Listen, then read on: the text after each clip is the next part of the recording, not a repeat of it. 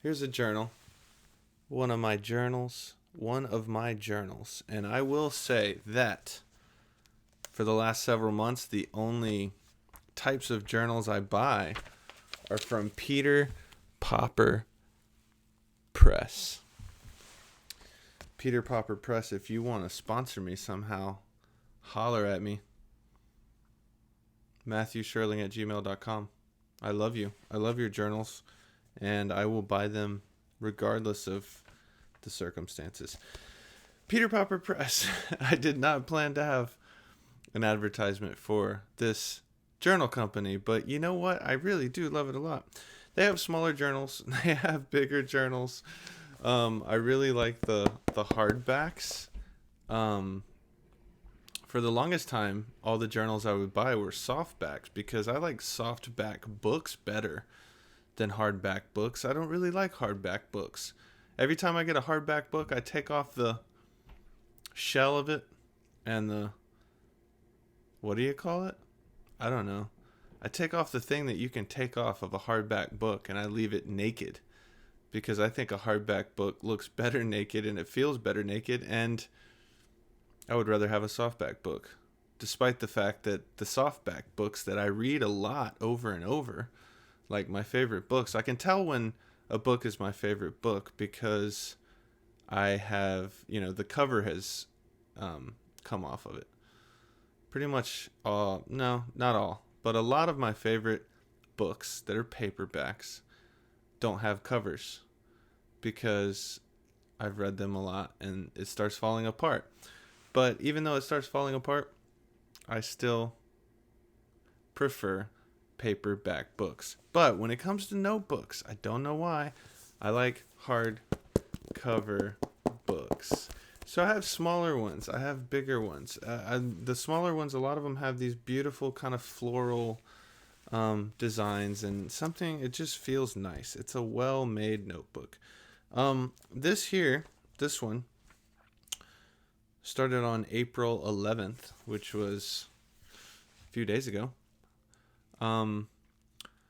is dedicated to magic. And I've been interested in magic ever since I was a kid, whether we're talking about magic in the way that people usually think about it, stage magic or street magic or tricks, illusionism,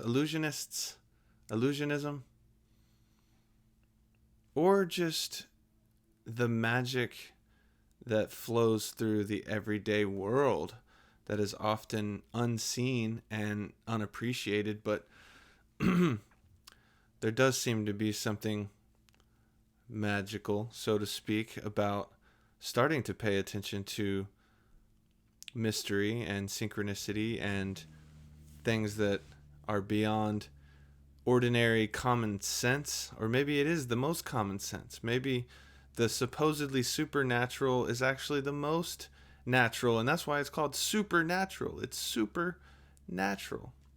I don't know. But, I start notebooks based on a specific topic, and then I decide to fill it up. Maybe that's not the correct order that happens, but you get the point.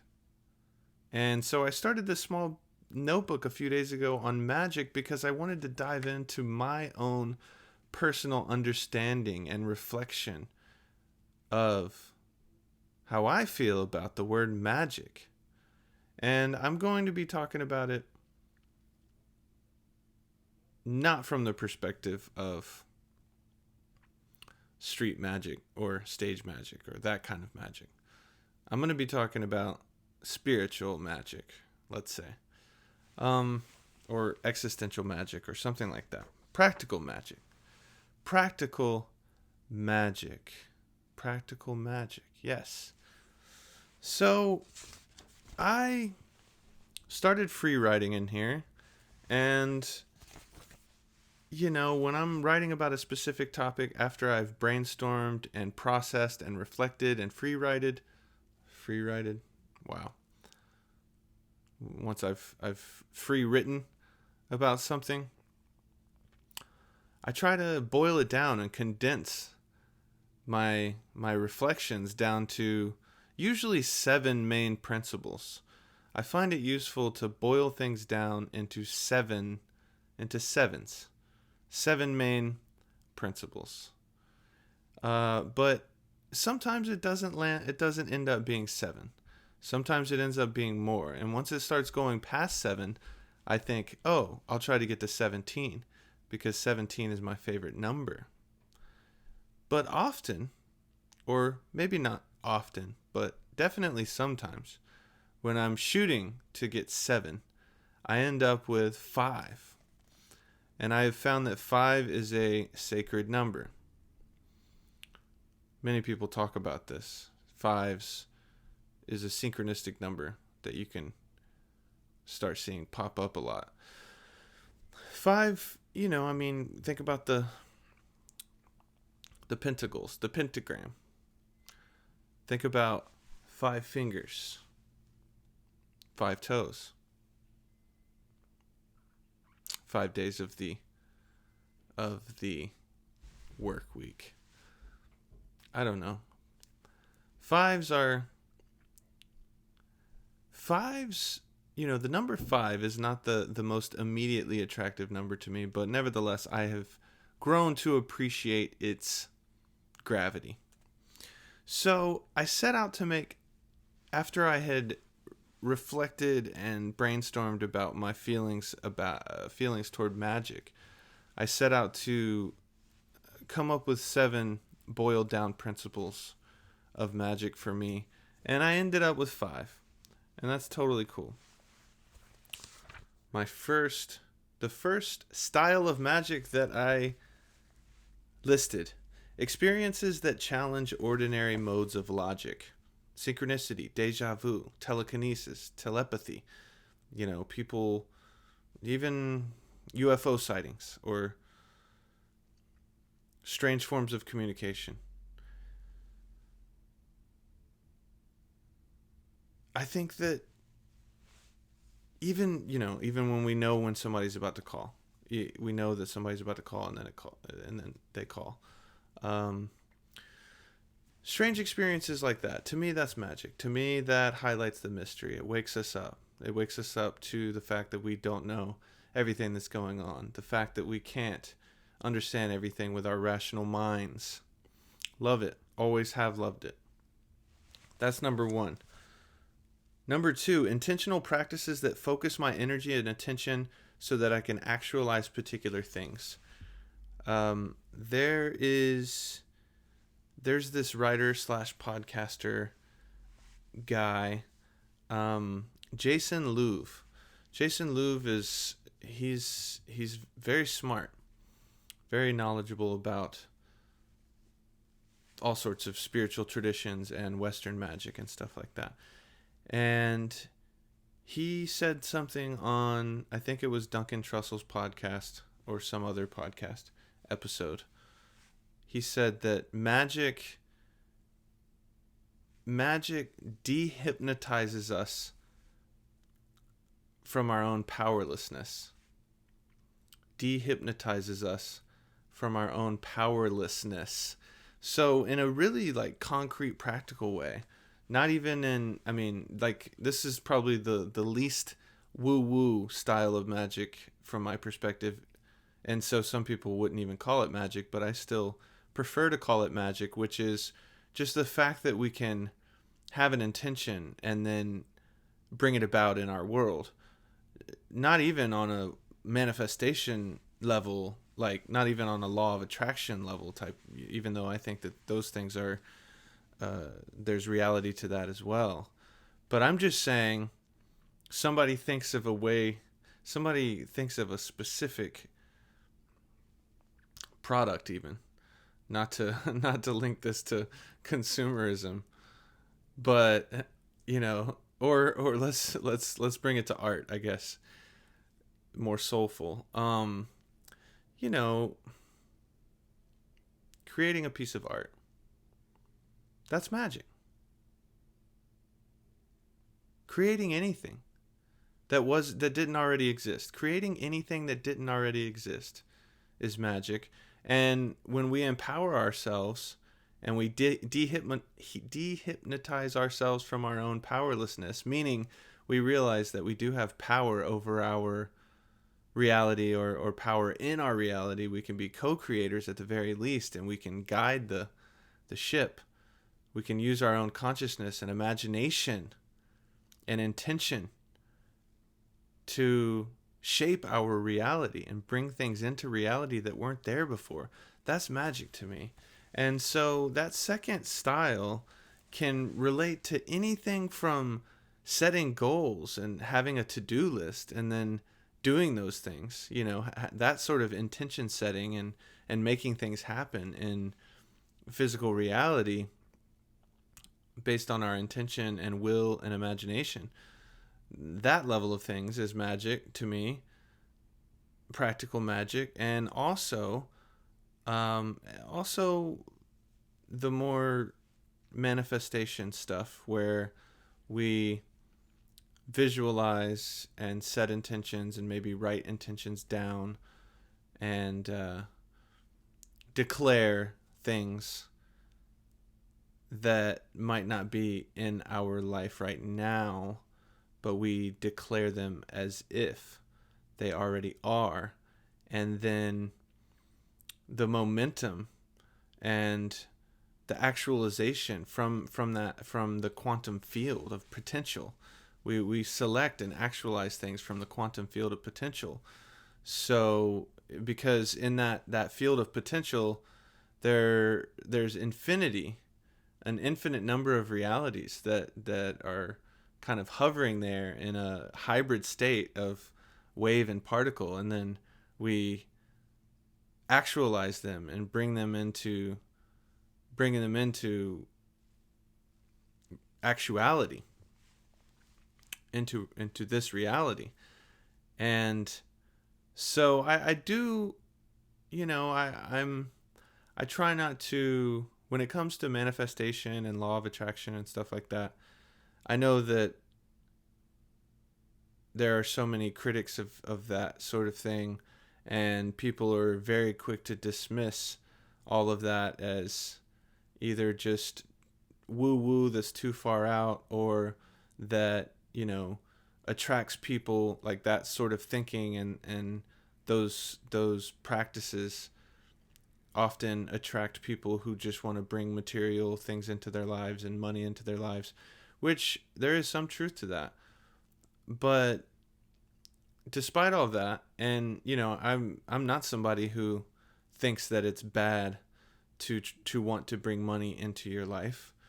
I think that people should be authentic, and I don't think that people should be imprisoned by their desire for money in a way where they can't appreciate other things. And I don't think that people should be manipulative and oppressive or resort to behaviors that hurt other people because of their drive for money. But I think that money itself can be a beautiful thing and can provide freedom and opportunities in our lives. And we should be grateful for it. And we should find ways in this current system where money is an important component of our lives and an important energy in our lives. We should have a healthy relationship with it. And I think that it's okay to want to have abundance, and so there's that. But when it comes to the law of attraction and manifestation stuff, I guess I will say that I think there is something mysterious that can happen with those sorts of things. And I think that when we have a specific intention or visualization or proclamation of a reality that we are trying to bring into our lives or actualize or select from the infinite field of potential, or I almost picture it like we're throwing a magnet, and then we're pulling ourselves toward that magnet. And so it's like, if we set the intention that we want this specific thing to occur or to surface in our lives, often mysterious things will crop up in our lives that make that possible. And maybe there's nothing crazy going on. Maybe it's just not like that. But I think that there is some reality to those sorts of things. And it's, I don't think we could ever quite explain. Neville Goddard says we can't ever really explain the how. We can't explain how these things happen, but they do. So that style, number 2, the style of magic of intentional practices that focus energy and attention to actualize particular things. That can be really down to earth stuff and manifestation practices that can do that. So, if you're listening and you're watching this and you're interested in that, and you want to practice or engage with or pursue or embrace any of these styles of magic, if you're interested in embracing that number 2, I recommend that you just reflect on and experiment with the power of intention. That's it. Bring more intention into your life and see what happens. It's a magical, it's magic. Intention is magic. So that's number 2. Number 3, the style of magic that I wrote down for number 3 out of this list of 5. Number 3 is intuitive flow. I want to share a story, really kind of seemingly mundane story, maybe, but it was very powerful. I was at Bonnaroo years ago, probably 2009 or 10. I was at Bonnaroo and I was with friends, and we were at this one show, and there were thousands and thousands and thousands of people around us. It was at like the biggest stage at the festival, but we wanted to be honest with you, I don't remember if we or if I don't know if I went by myself or if a few other people came with me at this moment, but this is what I remember happening, is that I needed to get out of this massive crowd. Everybody was there was no space. Everybody was jammed together. If you've been to a crowded concert, you know exactly what I mean. Jammed together. And I don't like that. Like I am somebody who gets pretty anxious when there are tons and tons of people around me, I think. Just like on a spatial level. And so I don't like to have to walk through a massive thicket of people. I don't like it at all. But I remember this one experience where it felt like the Tao, it felt like the natural flow. I embraced it. I trusted it. I was confident about it.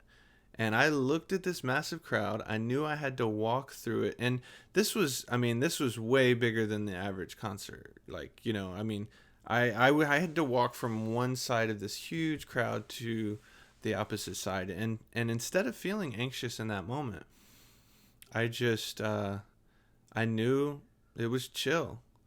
And I can't really explain it. But I just walked through that whole crowd without any anxiety and without any resistance. I guess the magical part of it really is that it felt like I didn't bump into anybody. Like it felt like I just gently slithered through this crowd without any resistance. And it was so smooth. It was crazy. And I got all the way through it.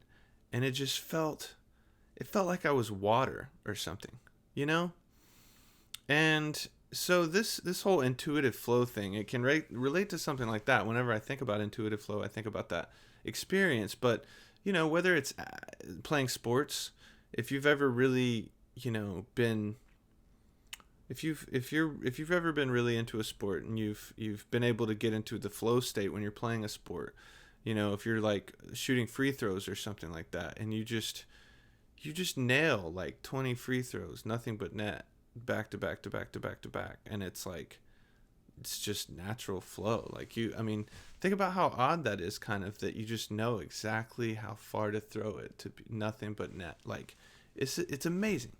So sports can be that way. Conversation, you can get into a natural flow, and you're not even, it's this beautiful natural rhythm that feels very, it just feels so free and unencumbered.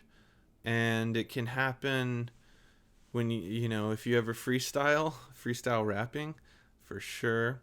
When I write poetry, I get into that state. When I look at tarot cards and try to kind of embrace my intuition when I'm reading a poem or a tarot card or something like that, it's similar, this intuitive flow. And that knowing or feeling or acting kind of with your whole being, that's kind of what it feels like. You're knowing or feeling or acting with your whole being or your whole soul. And it's a beautiful thing, and I feel like that's a style of magic. Number 4 out of the 5 styles of magic that I wrote down in this magic notebook is the mystery and miracle of existence.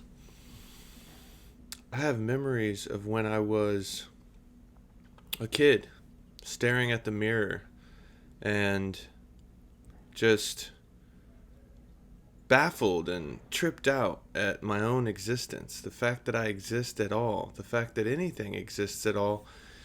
And that awe, I guess, it kind of reminds me of the sublime.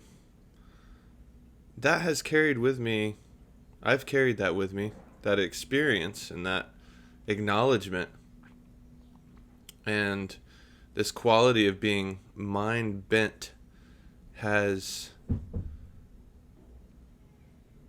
been with me ever since, and I think it will always be with me. And that's magic. Perhaps this should be the first principles. Maybe this is the first principle of magic for me is just the utter fact of existence. The fact that anything exists rather than not existing. The fact that reality and the present moment are always dynamic and alive, and the mystery of consciousness and awareness is magic. It's magic. It's hard to articulate, it's hard to conceptualize, and it's an experiential. It's experiential, and whether you acknowledge it or not, it's there. You're alive. You're aware. Nothing exists for you outside of your awareness. So, that's number 4 here.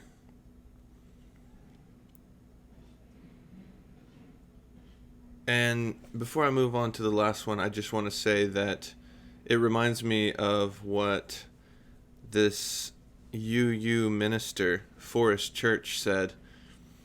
He said that for him, the religious attitude is one of awe and humility. Awe in the sense that how does anything exist? And humility in the sense that we don't know what's going on. we can't ever fully understand how or why or what even all of this is. And that's a beautiful thing, I love that.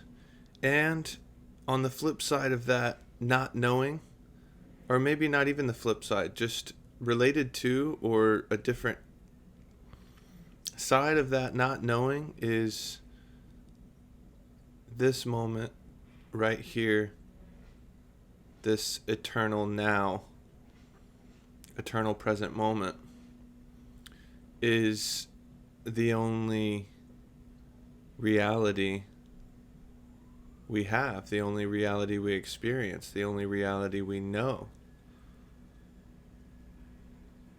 on a direct level. And so even though we don't know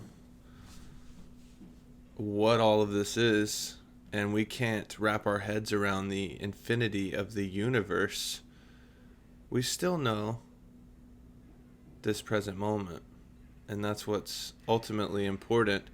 And we have an inherent wisdom inside of us, an inherent knowing that is always available, that doesn't require us to do anything complicated. We just, if we relax into that, then we have the inner resources that we need. So, number 5, the last one. This is the one I wrote the most notes about. The last one is transmutation / alchemy as the last style of magic. My way of understanding and framing transmutation and alchemy is thinking about alchemy on a symbolic, metaphorical, inner, psychological, spiritual level, in the sense that we have base materials, right? Base metals, if we think about it, with alchemy. Base metals / base materials. That's any of the base materials of our lives, whether it's the environment that we're in right there, whether it's our body, whether it's our psychological hang-ups or fears or fantasies or desires or tendencies or obsessions or skills or weaknesses, the location that we live in, our relationships, all of our base materials, our past, our childhood, are base materials. And the idea of alchemy and transmutation is that we can transform those base materials into gold. Obviously, on a metaphorical level, that seems vague and abstract, and it is, but I guess my way of thinking about that is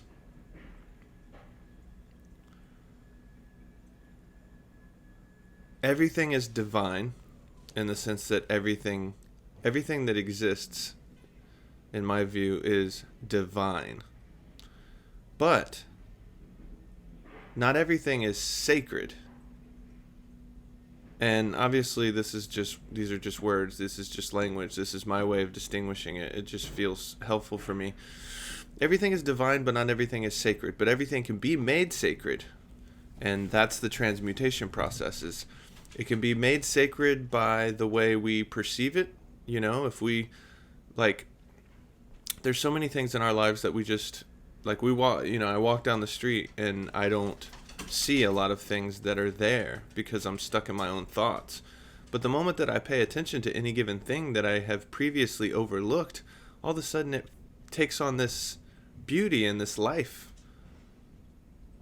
And that, by paying attention to it, I have made it sacred in my own experience, in my own perception. So, paying attention is one tool that transforms anything into something sacred. Let me read some little notes I have about transmutation and alchemy. I said this has overlaps with number 2, in that it involves intentional practices for the purposes of specific results, but this style of magic is specifically taking base materials, even negative ones like shadow material, fears, insecurities, ego traps, habitual patterns. It takes these base materials